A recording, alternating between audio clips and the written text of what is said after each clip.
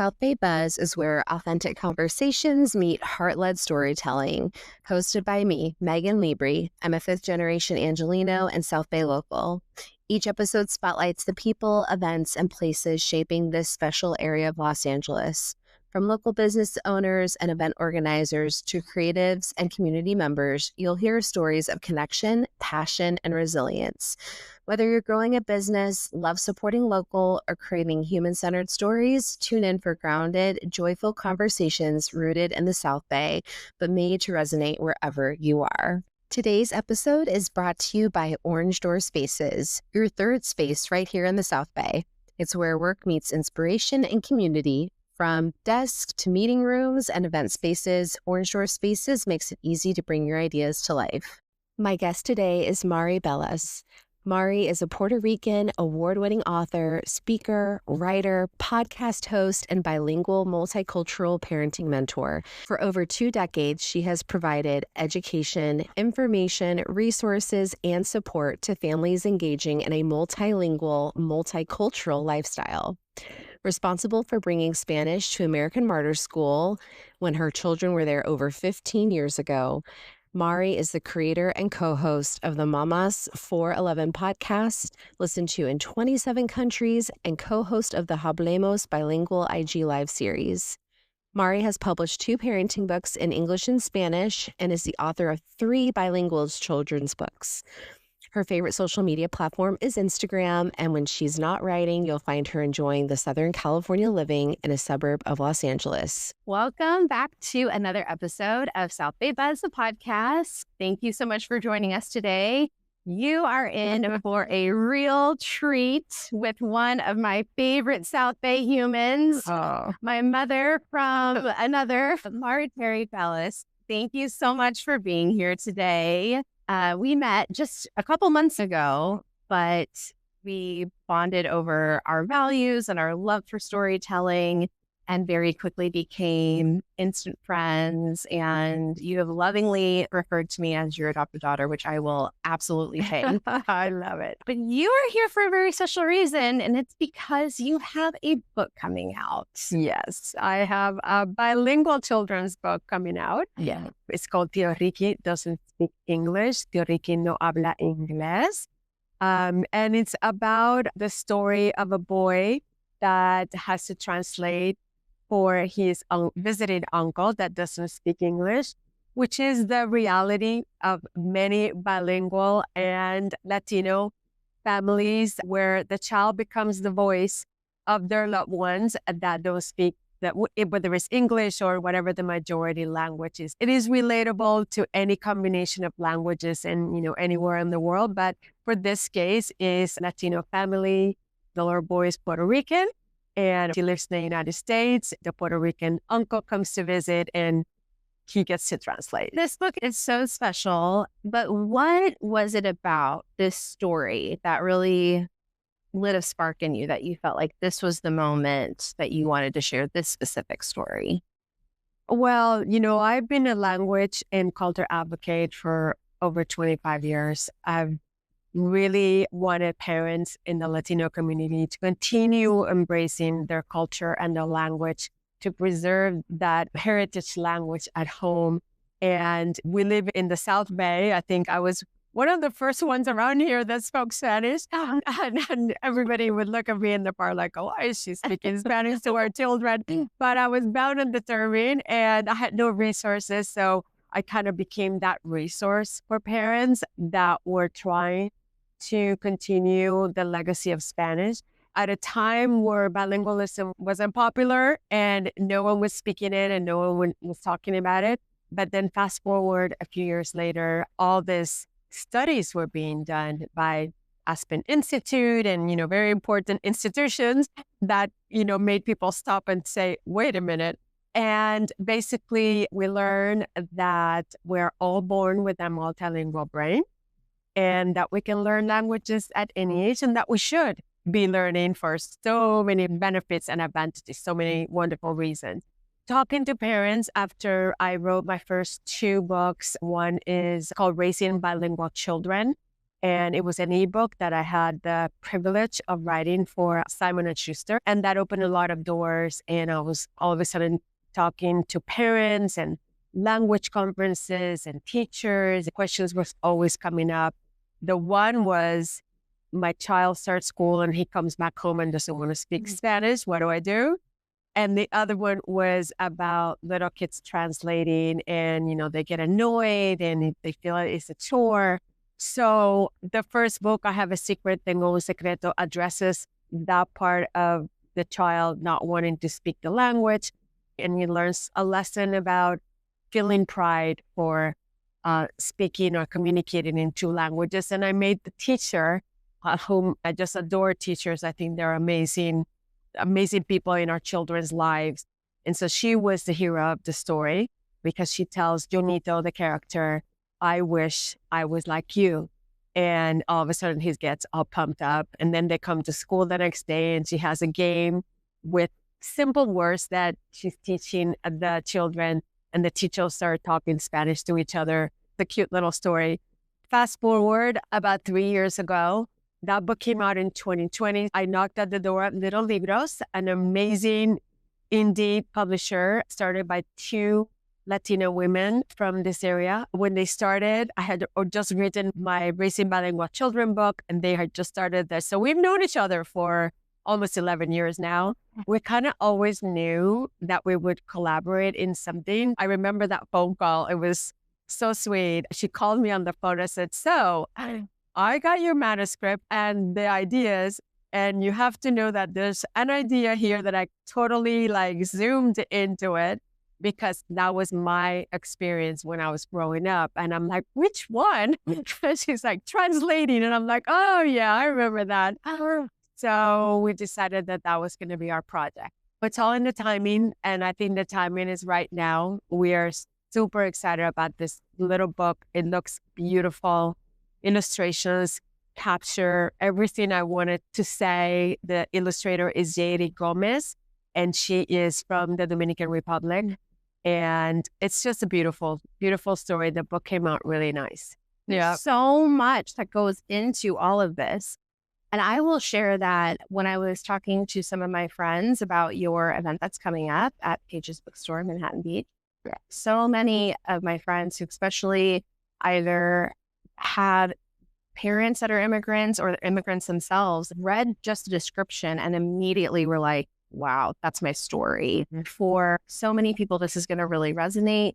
I think I shared with you, my background working in communications, especially in healthcare communications. We see and hear about this a lot. It's why having translators and having doctors, nurses, staff who are proficient in other languages is so helpful so that even when you go to the hospital, you can just be a loved one and you do not have to then also be translating medical information to your loved one. So it is a really, really profound story that you're telling. And I'm just so excited for everybody to start reading it. It's fun, really a fun story. And I think little kids are going to read it, or kids that are being raised bilingual are going to read it and say, oh, that's what I do. Yeah. Well, and like you said, society has shifted. I mean, the mental load of bilingual parenting was there. Sometimes it still is. Yeah. And that's why I think we've created this amazing community, my Instagram and Facebook. And, there's so many moms, because usually it's moms, but there's a couple of dads also that have something to say and have their Instagram accounts where they speak about raising bilingual kids, which I love. I love to see dad's involvement. It's super important when you make that decision that you have the support of your pareja, of your spouse, your partner, because you're going to need it. And there is a big community out there of non-native parents that don't speak the language, but that are raising bilingual children because they understand, they're educated, they know the education is there enough to know that it is a benefit, and it's a gift. It's a gift you're giving your kids. And if you decide to do it for your audience out there that are non-Latino or non from whatever country, And I'm here advocating for Spanish, of course, because I grew up with Spanish, but I really advocate for any language. So if your child decides, no, I think or you as a parent of a smaller child decide, I think French, German, go for it, because there's a lot of resources that can help. Having lived and raised your family here in Los Angeles in communities like the South Bay, where languages and cultures overlap every day, did that play into how you imagine Tío Ricky? Yes, I think so, because I grew up in Puerto Rico. So every summer I was privileged and lucky and blessed to be able to go home every summer with the kids for 12, 13 years, 14 years in a row. Yeah. And I would just pack up my kids for 2 months at my parents' house. And over there, my sister, my brother, and I both had kids this kind of like around the same time, same age group. So the kids there wanted to practice English, and my kids wanted to practice Spanish. So it was a mixture of the whole language, and I were like, oh God. But it worked, it was always a mixed language, which is a method that you or anybody can use. And it works for many, many families when they mix the languages. But my brother, he would always say, don't stop talking to the kids in Spanish. I do remember my son thinking that my brother did not speak English because he was always talking in Spanish. So he would like try to translate, and we were all like smile. Even at that age, I think the kids have this intuition when an adult doesn't speak the language and they become that voice. And I see it here too. And when I talk to parents, like I said, the child becomes that voice.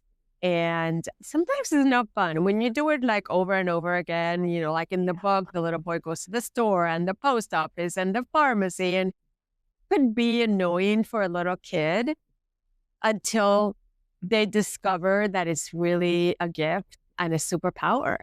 I think on my stories, that's the purpose.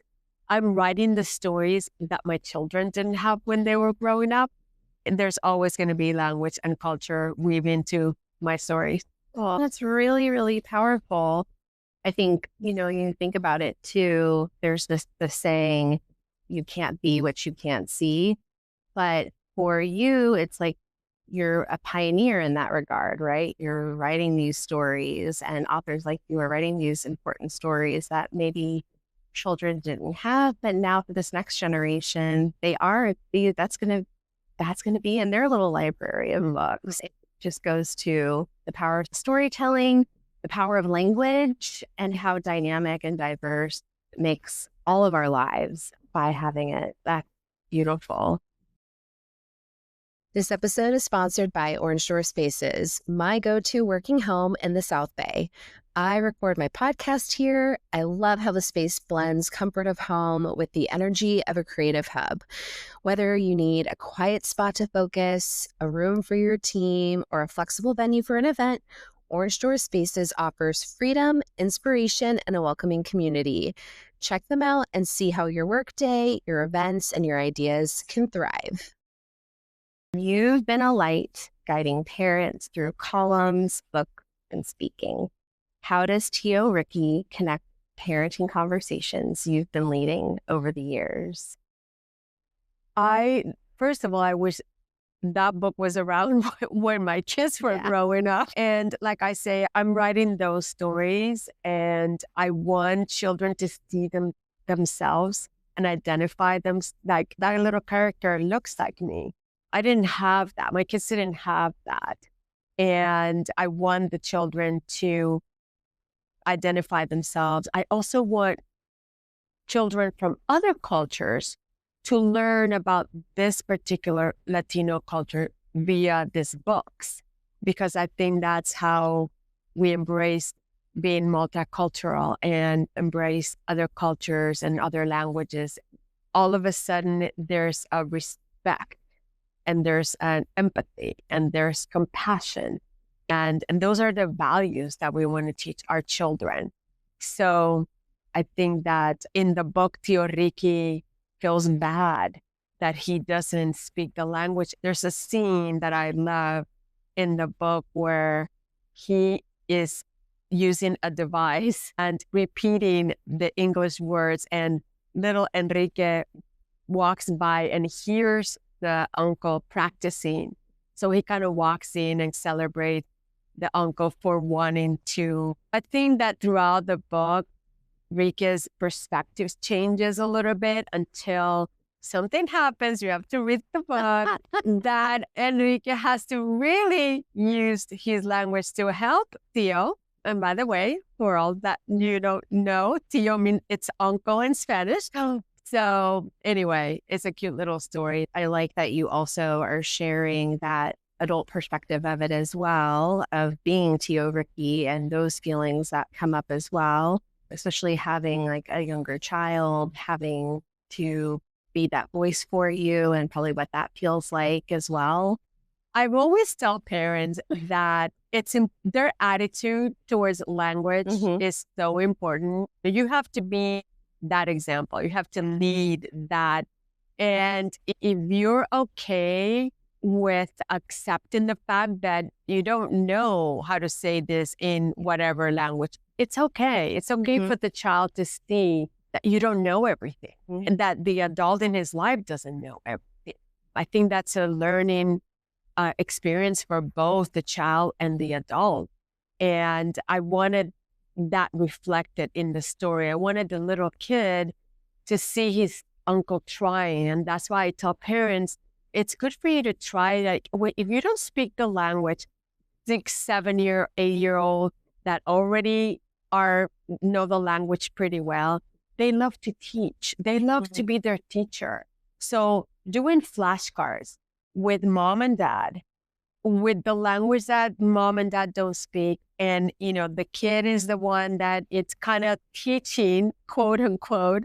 I mean, that's super fun for the child, and they feel so proud that mom and dad or uncle, aunt, cousin, whatever is learning from them.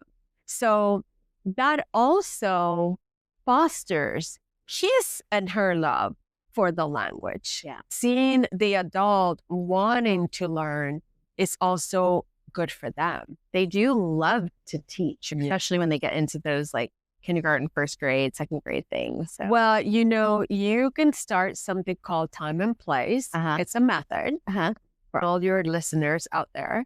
And since you already play bingo in Spanish twice a week, then maybe another 2 days a week, you read bilingual books in Spanish and English.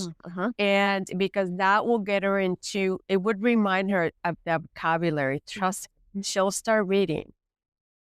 My sister, back in Puerto Rico, like I mentioned, is the opposite. The kids want to learn English there. I have a 6-year-old grandnephew, and he's in school in first grade where still everything is in Spanish. Pretty soon, they're going to introduce English, but he learned to read in Spanish already. He's allowed to watch screen time a couple of times a day or whenever it is, and everything they watch is in English. So my sister sent me a video the other day. I'll have to show you after we do this. He's reading in English. And he hasn't even taken reading yet in English, but from listening to whatever the game is or whatever the cartoon he's watching in English, all those words are sticking. I bet you your daughter has these words right here in her brain. She learned them young. It'll all come back. But time and place is a really fun. And then you can also find in the South Bay, I'm sure you already have some families that you can meet at the park and they can all play quote unquote in Spanish or French or, whatever the language is. But those are also very fun because then the kid realized, oh, it's not only in my house. And in that house also they speak Spanish or they speak the language. And so that's really fun for the kid. That's a great idea. Thank you. I'm going to absolutely incorporate that. I can't wait to get some of your suggestions for books. So on one level, this is a very sweet story about a nephew, an uncle or a child and their tío. On another, it's about identity and belonging. So how did you weave in these themes and find the balance of the two as you wrote? I think I started thinking of my own children experience whenever we went back to Puerto Rico and how English and Spanish was just part of our everyday lives from the moment they woke up until they went to bed.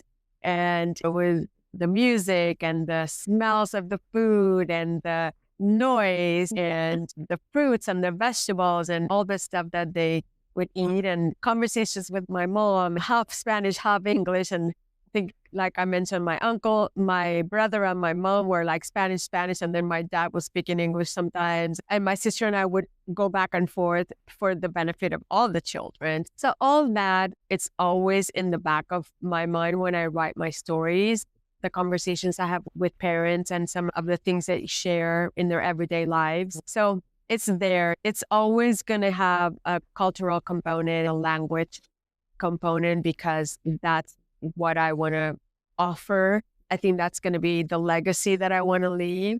I see it today with so many of my Latinx author friends that are from Colombia or Mexico or Venezuela, and they're all writing stories that bring their culture and cultural aspects and traditions into these stories that children from all over now can have access to and can learn about Peru and what's tradition there, and can learn about Puerto Rico. Dia de los Muertos has become one of the huge celebrations for any culture of the world. So I want to do that with my Puerto Rican children's literature. Amazing. You're so right. When we were at Pages the other day, looking through things, I smiled because there's a book called The Ofrenda that we built. My husband was at a conference and he saw the book and brought it home.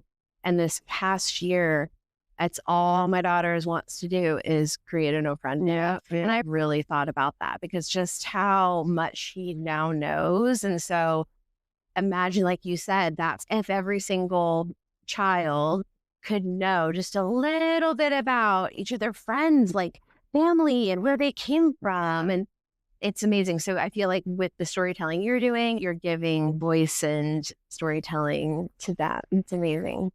I always tell parents that, especially nowadays, it's so easy to have access or communicate with the teachers, that every year before the child goes to school, they should communicate with the teacher and ask, how many cultures do we have in the classroom this year?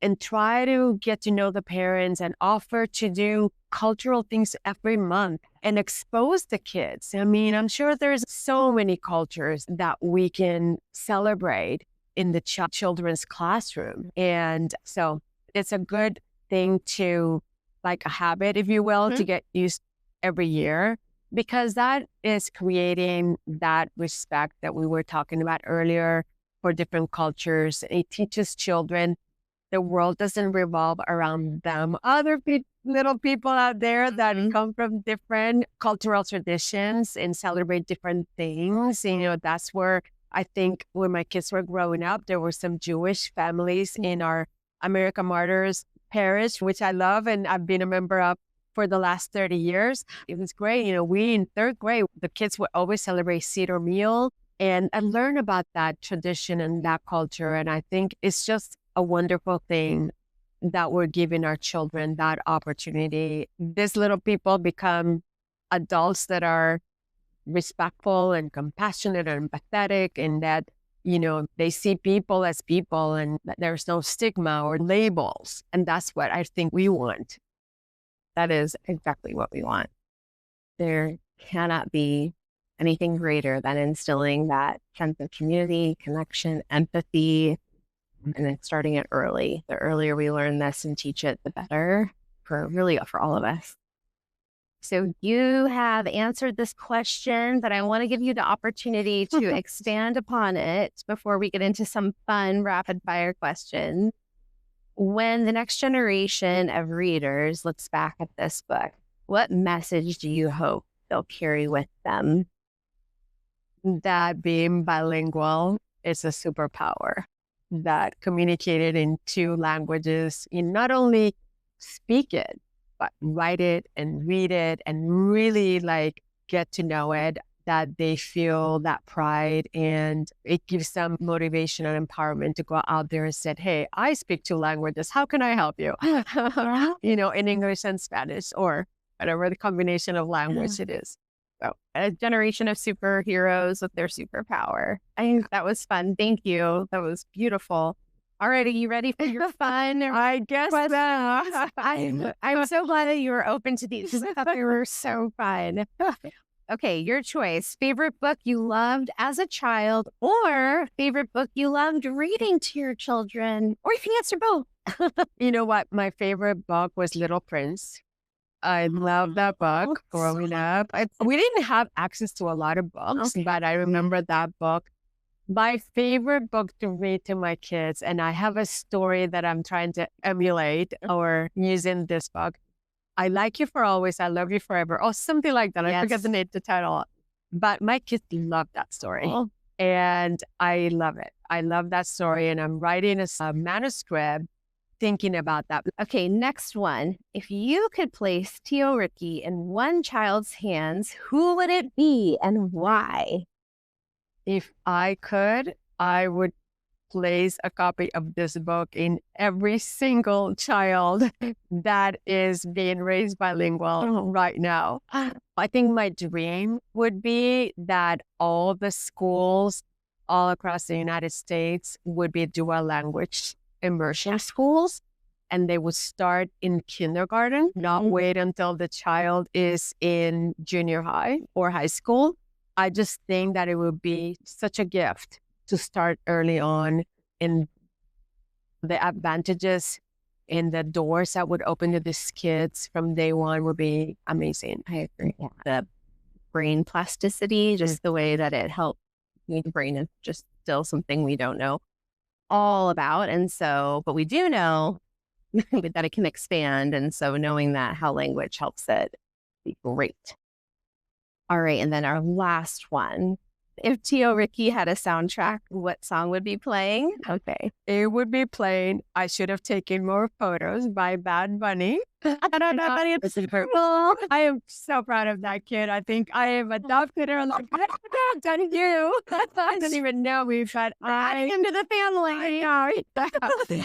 But this race, the title of his 2025 album also carries a deeper meaning of appreciating and embracing the present moment and the people around you. And I think that's the message with my book.